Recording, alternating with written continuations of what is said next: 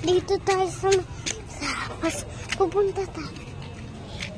Yan yung kabataan namin. Yung bahay ng kapitbahay na. Dito yung bahay namin. Oh. Yan o yung second floor. Ha? Yun yun. Tapos gulay.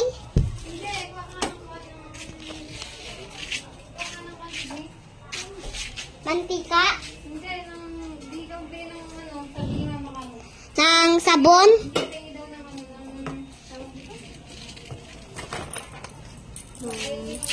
Suka. Mama George. Mama George. Bitchin. Nga? Bitchin. Ha? Bitchin. Bitchin? Bitchin ka mo kay nanay. Lipstick? Bitchin. Lipstick? Bitchin, Sydney. Bitchin? Mama. Bitchin? Ayan yung motor ng kabit. Yan o, yan o, yan o.